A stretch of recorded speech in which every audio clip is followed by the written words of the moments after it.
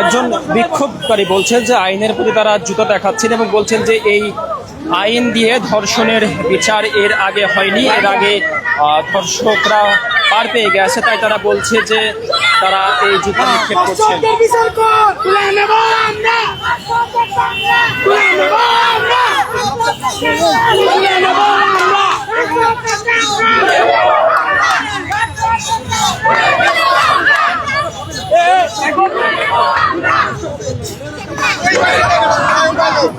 এখন হবে শুধু বিচার কর, না হলে হাতে চুরি বসে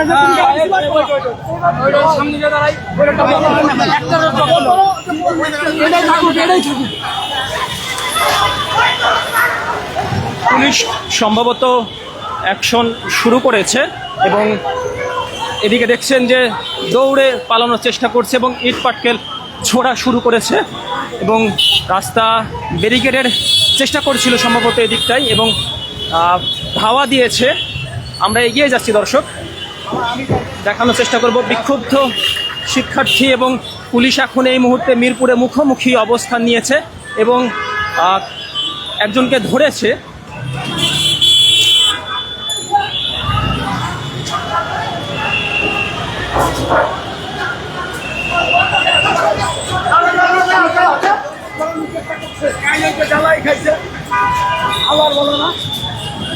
একটু জানতে চাচ্ছিলাম রাস্তা বন্ধ করতে যাচ্ছিল দিকটাই রাস্তা বন্ধ হচ্ছে 6 ঘন্টা। আচ্ছা, 6 ঘন্টা মানুষের অত্যাচার করছে। এই মুহূর্তে কি হয়েছিল একটু আগে? এই মুহূর্তে তো লোক ছিল জায়গা। আমরা জানার চেষ্টা করছিলাম প্রত্যক্ষদর্শীদের কাছ থেকে এবং পুলিশ ধাওয়া দিয়ে সরিয়ে দেওয়ার চেষ্টা করছে বিক্ষুব্ধ যারা আছে তাদেরকে।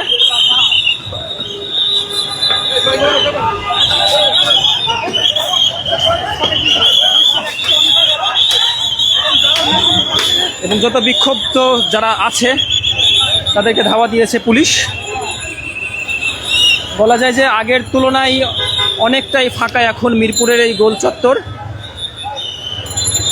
দুপুর পর থেকে মূলত ধর্ষকের ফাঁসির দাবিতে, ধর্ষণের বিভিন্ন ঘটনার বিচারের দাবিতে আন্দোলন করে আসছে বিভিন্ন শিক্ষার্থী এবং বিভিন্ন পেশাজীবীর বিভিন্ন ব্যানারে যারা আছে বিভিন্ন সংগঠন থেকে এসেছিল এবং এক পর্যায়ে কেউ কেউ দেখা যাচ্ছিল যে মাঝে মধ্যে রাস্তা বন্ধ করার মতো উদ্যোগ নিচ্ছিল, কিন্তু সেই উদ্যোগ আমরা বারবার জানার চেষ্টা করেছিলাম যে আপনাদের রাস্তা বন্ধ করার উদ্যোগ বা সিদ্ধান্ত কি একক সিদ্ধান্ত কিনা। কেউ রাস্তা বন্ধ করতে চেয়েছে, কেউ রাস্তা বন্ধ করতে চায়নি। এমন অবস্থায় বিশৃঙ্খল পরিবেশ তৈরি হয়, যার পরে পুলিশ ধাওয়া দেওয়া শুরু করে। এখন এই মুহূর্তে মিরপুরে পুলিশ ধাওয়া দিয়ে ছত্রভঙ্গ করার চেষ্টা করছে যারা বিক্ষুব্ধ আছে, যারা লামিছার ধর্ষণের ঘটনার বিচারের দাবিতে যারা এসেছিলেন তারা অনেকটা এখান থেকে সরে গিয়েছেন এবং এখন পুলিশ সম্পূর্ণ নিয়ন্ত্রণ নিয়েছে মিরপুরের এই গোল চত্বরটি এবং খুঁজে খুঁজে দেখা হচ্ছে যে কোথাও বিক্ষুব্ধ কেউ আছে কিনা। এবং আমরা আপনাদেরকে দেখানোর চেষ্টা করছি যে পুলিশ সবাইকে এখান থেকে সরে যাওয়ার জন্য বলছে এবং এখানে একজন আন্দোলনকারী আছে, আমরা তার সাথে কথা বলতে চাই। যে দর্শকের বিচারক তাদের ছেলে সন্তানরাই হচ্ছে মূলত দর্শক। তারা হচ্ছে টাকার কাছে বিকৃত হয়ে গেছে। তারা টাকা পাইলে সবকিছু বলে যায়। সরকার তাদেরকে টাকা দিতেছে, তারা কোনো মতো ছাত্রদেরকে সরাই দিতেছে। ঠিক আছে, আজকে ছাত্ররা নেমে গেছে রামিসার জন্য। আরে ভাই, 2 দিন পরে তো তার মেয়েরও দর্শন হইতে পারে, তখন তো সেই নামবে ঠিকই। আজকে কেন ছাত্রদেরকে এই দর্শনের আন্দোলনের জন্য বাধা দেওয়া হচ্ছে? ছাত্ররা কি রাস্তা বন্ধ করতে গিয়েছিল একটু আগে? ছাত্ররা রাস্তা বন্ধ কেন করবে না? আজকে দেখেন কালকে সরকারি ছুটি। যদি তারেক রহমান এদেশে এসে শুক্রবারের মতন শনিবারের মতন বন্ধর দিনে সে এনআইটি বানাইতে পারে, কেন বিচার কার্যক্রম শুক্রবার শনিবার করতে পারবে না তারা? বিচার বিচার বিচার চাই, বিচার বিচার। এবং বিক্ষুব্ধভাবে এখনো শিক্ষার্থীরা রামবিশা হত্যার বিচারের দাবিতে স্লোগান চালিয়ে যাচ্ছে এবং তারা বলছেন যে বিচার কার্যক্রম ছুটির দিনেও কেন চালানো হচ্ছে না সেই বিষয়টি তারা বলে স্লোগান দিচ্ছেন। এবং আমরা আরেকটু অন্যদিকে দেখাতে চাই যে এখন বর্তমানে যেই পরিস্থিতি মিরপুরে সেটি দেখানোর চেষ্টা করছি এবং বিক্ষুব্ধভাবে কিছু কিছু স্লোগান উঠছিল বিভিন্ন জায়গা থেকে এবং পুলিশ এই মুহূর্তে সম্পূর্ণ নিয়ন্ত্রণ নেওয়ার পর পুরোটাই এখন বলা যায় যে গাড়ির দখলে এখন মিরপুর গোল চত্বর যেই গোল চত্বর দিয়ে মূলত গাড়ি চলতে পারছিল না একটু আগে ঠিক মতো, সেখানে সম্পূর্ণরূপে গাড়ি চলাচল শুরু হয়েছে এবং পুলিশ এই মুহূর্তে ছত্রভঙ্গ করে দিয়েছে অনেকটাই বলা যায়। এবং এখানে আছেন একজন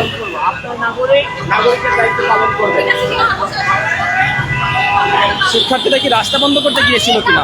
জি রাস্তা, জি না আমরা রাস্তা বন্ধ করতে যাইনি, আমরা আমার বোনের ধর্ষণ হচ্ছে আমাদের দায়িত্ব, আমাদের উপর লাঠিচার্জ করছে, এটা তো তাদের রাইট নেই, আমাদের রাইট আছে আন্দোলন করার, কেন তারা আমাদেরকে বিনা পারমিশন ছাড়া আমাদেরকে আমরা বিচার শোনেন।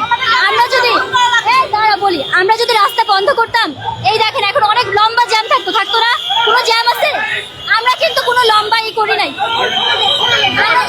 এবং শিক্ষার্থীদেরকে পুলিশ আবারও সরিয়ে দেওয়ার চেষ্টা করছেন এবং বলা যায় যে এখন অনেকটাই চাপের মুখে এই শিক্ষার্থীরা এখান থেকে সরে যাচ্ছেন। একটু আগে কথা বলতে চাচ্ছিলাম এক শিক্ষার্থীর সাথে এবং সেই শিক্ষার্থী একটু আগেই পুলিশ তাকে চলে যাওয়ার পর তার কথা তিনি আর বলতে পারেনি। রাস্তা বন্ধ করতাম, এই সুষ্ঠুভাবে এতগুলো গাড়ি যেতে পারতো না। আমরা অর্ধেক রাস্তায়, যে আপনি দেখেন একটু ক্যামেরা, এইটুকু রাস্তার ভিতরে আমরা আন্দোলন করতেছিলাম। আমরা কোনো আন্দোলন, আমরা শুধু একটা দাবি নিয়ে আসছি রাষ্ট্রের কাছে যাতে আমাদের বিচার চায়। এখন আমার বোনকে যদি করতো, আমাকে করতো, আমি কি বিচার চাইতাম না? আজ তারেক আমার একটা মেয়ে আছে, উনি যদি সাধারণ নাগরিক হতো আর উনার মেয়েকে যদি ধর্ষণ করতো, তাহলে কি আমরা বিচার চাইতাম না? এখন উনি প্রধানমন্ত্রী, উনার মেয়ের এতগুলো বডিগার্ড আছে দেখে কি এখন উনি বিচার করবে না? কালকে যখন গেছে রামিসার বাসায়, আমাদের বাসার পাশে রামিসার বাসা, ওইখানে যে গেছে বাসায় গিয়ে রামিসার বোনের দায়িত্ব নিছে। আরে তুই বোনের দায়িত্ব কেন নিবি? তোর বোনের কত দিছে? 10 লাখ টাকা দিছে, বলতেছে তোমার পড়ালেখার দায়িত্ব দিছি। আমি বলি আজকে তারেক রহমানের মেয়েকে যদি ধর্ষণ করা হয় কেউ, আমরা পুরো জনগণ 20 কোটি টাকা দিব। আজকে তারেক রহমানের মেয়েকে রাস্তায় নেবো কারণ ধর্ষণ কেটে ধর্ষণ করার, তখন আমরা কোনো বিচার চাইবো না। একজনের বাসায় গিয়ে যখন রামিসার বাবা, রামিসার ছবিটা দেখাচ্ছে, তারেক রহমান মুখ ফিরে আনিছে কিসের জন্য? বিক্ষুব্ধ শিক্ষার্থীরা বিভিন্ন অভিযোগ করছেন যে আন্দোলন করতে না দেওয়ার বিষয়টি নিয়ে তারা বেশি ক্ষোভ প্রকাশ করছেন এবং প্রধানমন্ত্রী যে রামিসার বাসায় গিয়েছিলেন সেই বিষয়টিকে কেন্দ্র করে তারা বিভিন্ন মন্তব্য করেছেন এবং বলা যায় যে এখন এই মুহূর্তে পুলিশের যেমন উপস্থিতি আমরা দেখতে পাচ্ছি, তেমনি এর সাথে দেখা যাচ্ছে যে আন্দোলনকারীরা বিক্ষুব্ধভাবে বিচ্ছিন্নভাবে কিন্তু তারা অবস্থান করছে এবং বিভিন্ন স্লোগান দিচ্ছে।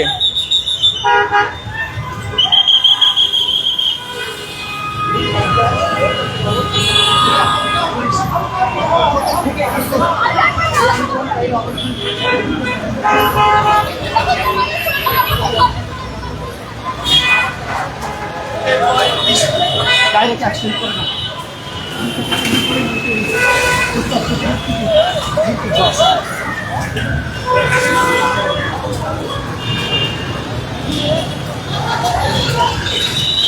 এবং দফায় দফায় পুলিশ চেষ্টা চালাচ্ছে তাদেরকে ছত্রভঙ্গ করে দিতে। একটু আগেও এই রাস্তার এখানটাই ঠিক তারা ছত্রভঙ্গ করে দিয়েছিল শিক্ষার্থীদেরকে এবং কোনো শিক্ষার্থী আবারও চেষ্টা করছিলেন যে পুনরায় সংগঠিত হওয়ার জন্য এবং তারা স্লোগান দিচ্ছিলেন। এরই মাঝে পুলিশ পুনরায় তাদেরকে ছত্রভঙ্গ করে দিয়েছে এবং ফুটওভার ব্রিজের উপর যারা আছেন সেই উপরের অবস্থানরতদেরকে এই মুহূর্তে সরিয়ে দেওয়া হচ্ছে এখান থেকে।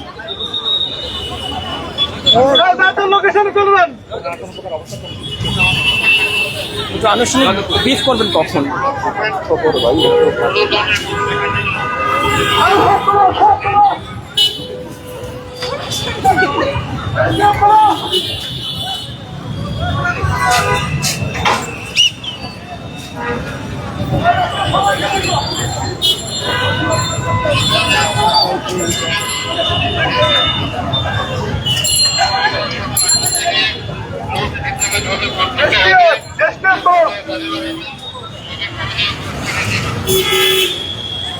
সবাই দাঁড়াও। একবার ফুট ফ্লাশ।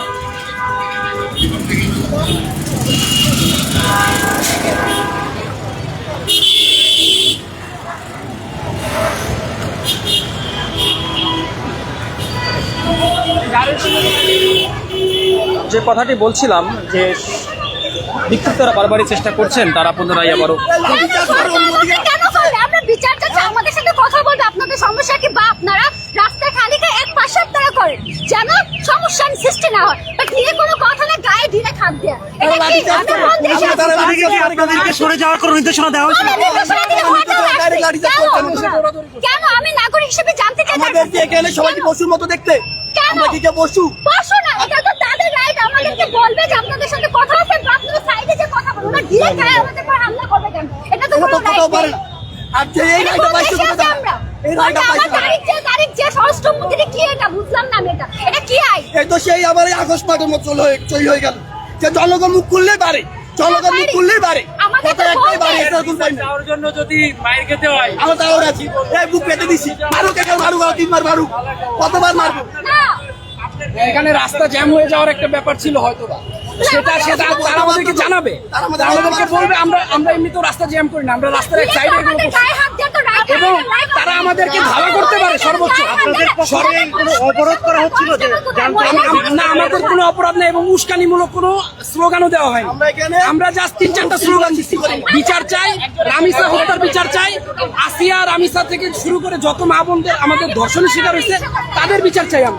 আমরা এর বাইরে কোনো আলাদা উস্কানিমূলক কোনো স্লোগান দেওয়া হয় না। এখানে নারায়ে তাকবীর, আল্লাহু আকবার, এতটুকুই বলা হয়েছে। এখন রাস্তা জ্যাম হয়ে গেছে হয়তো বা এই জন্য তারা আমাদেরকে ধাওয়া করতে পারে, কিন্তু সেই ধাওয়াটা একটা শালীন, না আমি বলতেছি সেটা শালীন ভাবে হওয়া উচিত। তারা কেন লাঠি দিয়ে বাড়ি মারবে? এটা কেমন আচরণ আপনারা বলেন? আমরা যেহেতু মহিলা, তাহলে আমাদের তো কনস্টেবল মহিলারা রাখবে, তারা কেন আমাদেরকে ই করছে, হামলা করছে আমাদের গায়ে? আপনারা দেখছেন এটাও জবাব তো চাই। কুকুরকে যেভাবে রাস্তা কেন? হয় ঠিক যেহেতু আমরা মহিলা, তাহলে আমাদের কনস্টেবল মহিলা থাকা উচিত। কেন পুরুষ আমাদের গায়ে হামলা করবে? কেন করবে? এটার জবাব তো আমরা চাই। এটার জবাব আমাদের রাইট আছে। কেন আমরা এখন এসে নাগরিক হিসেবে এই কিছু জবাব আমরা চাইতে পারি। সাথে কথা বলুন তারা। এখন ঈদের সিজন, রাস্তায় একটু যানজট বেশি, সেটা ঠিক আছে, সেই জন্য কিন্তু তারা আমাদেরকে সুন্দরভাবে আমাদেরকে বুঝায় সরাইতে পারে।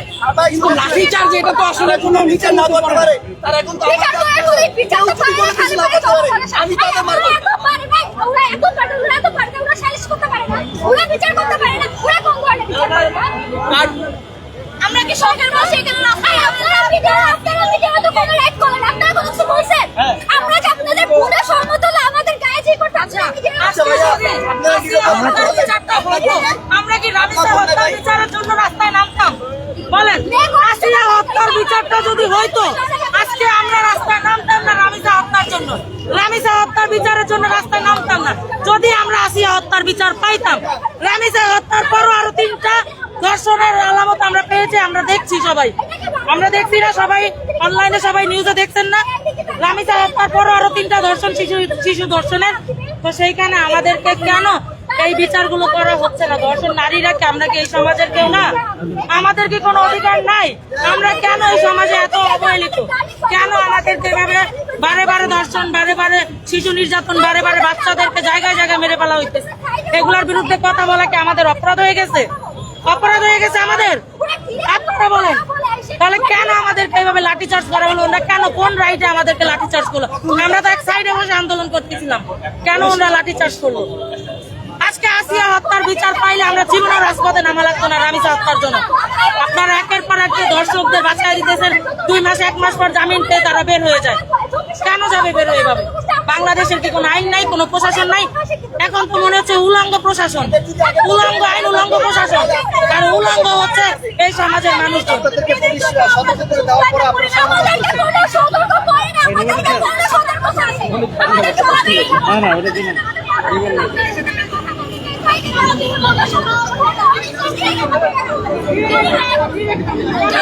আচ্ছা